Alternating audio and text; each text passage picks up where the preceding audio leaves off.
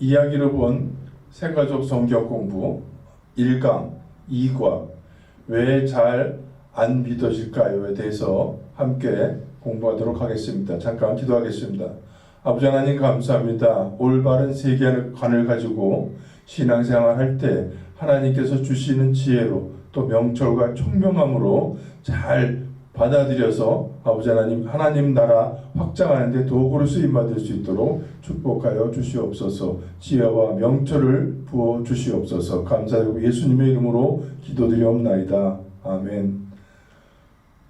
세계관에 관해서 알아야 하나님과 인간을 이해하게 됩니다.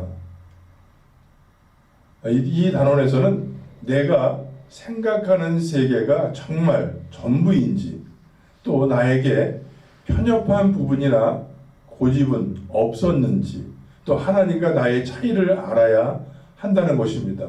사람의 제한된 세계관으로는 광대하신 하나님을 모두 이해할 수 없습니다. 교재 15쪽에 보면 두뇌 구조를 주어진 그림으로 한번 살펴보도록 하겠습니다. 사람은 경험의 조각들을 받아들여서 세계관을 형성을 합니다. 그러나 인간의 시각은 드넓은 세계의 어느 한 단면만 볼 뿐이라는 것입니다. 열려있는 머리에 무언가를 들어가는 그런 모습은 하루도 쉬지 않고 우리 머릿속에 쏟아지는 그런 정보를 의미합니다. 우리의 가치관은 무작위로 수집되는 쓸데없는 그 정보들에도 영향을 받고 있습니다.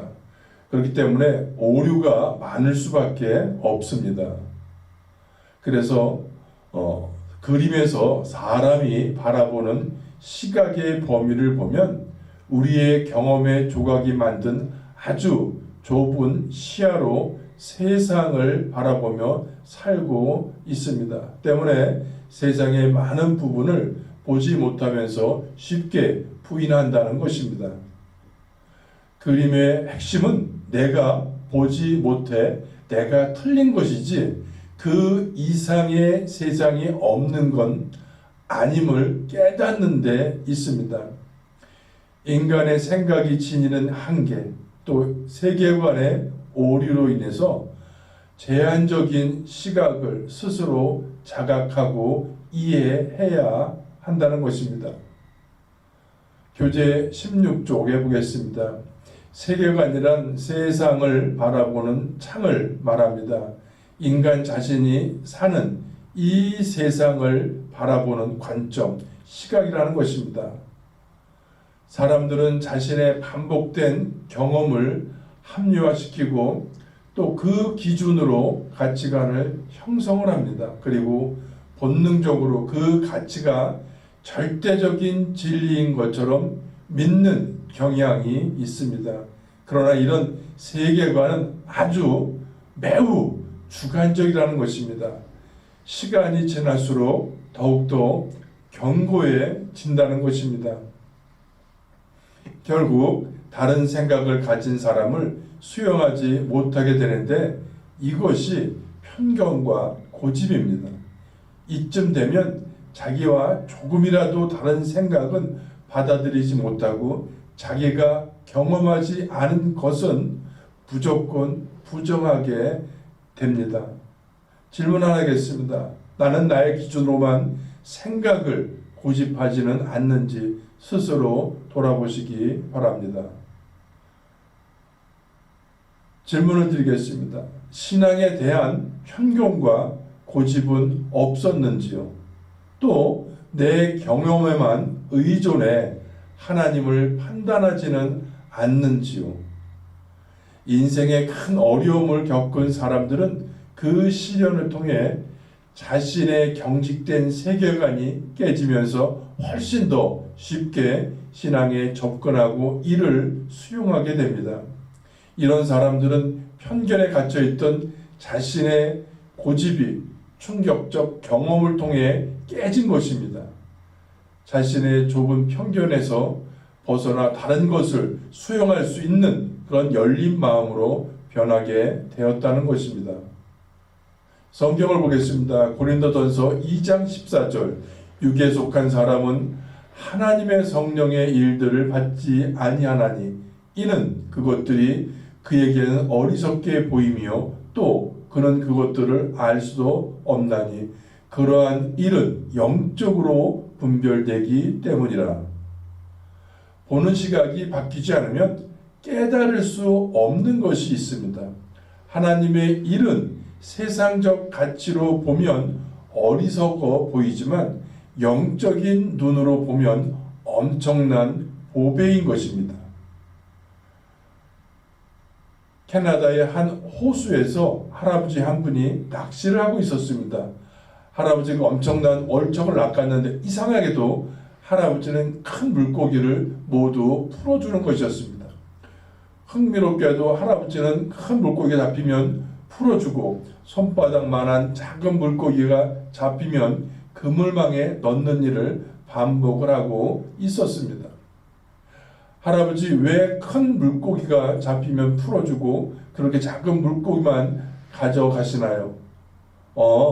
우리 집 프라이팬 사이즈가 25cm거든. 그보다 큰 물고기는 필요 없다네. 이 예화에서 할아버지의 모습이 참으로 바보스럽게 보일 수 있습니다.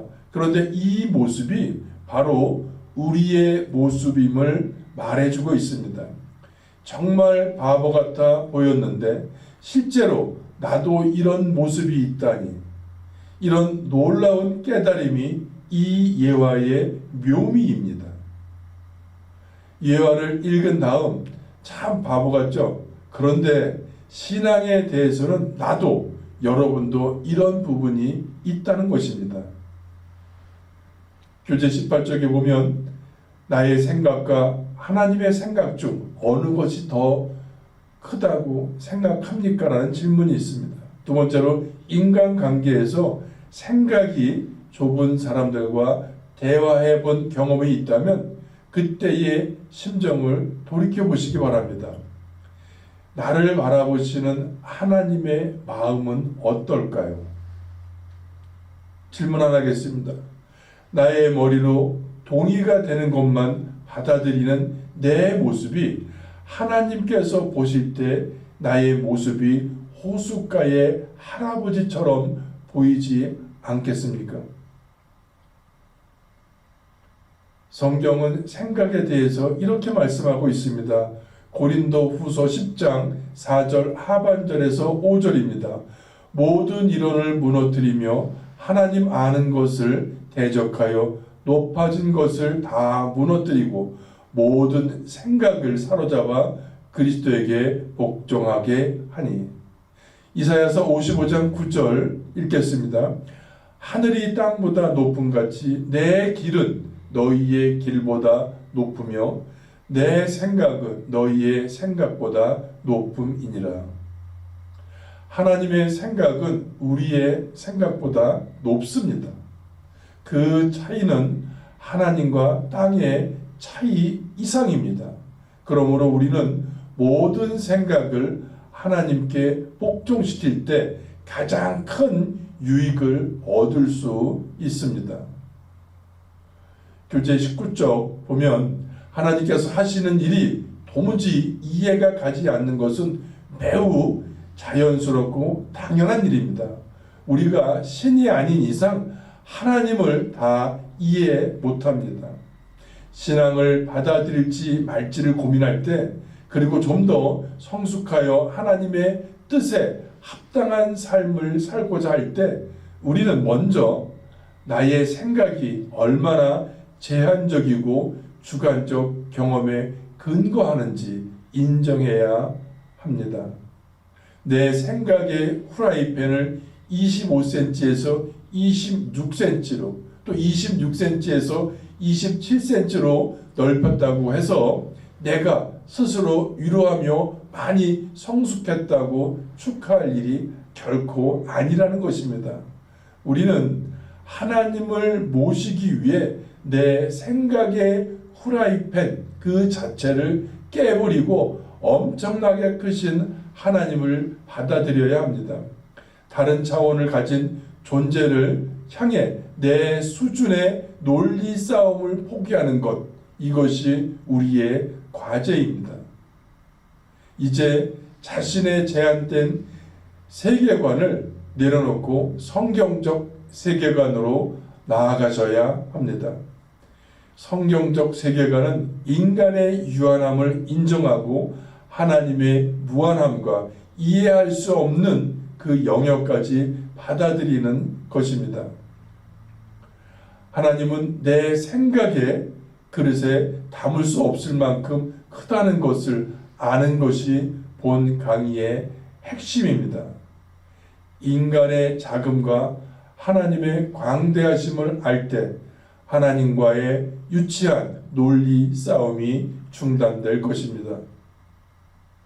이제 하나님, 내가 납득되면 이 일을 하겠습니다 라는 말을 멈추시기 바랍니다. 우리는 하나님을 다 납득할 만한 그런 그릇을 가지고 있지 않습니다. 기도하겠습니다. 아버지 하나님, 감사합니다.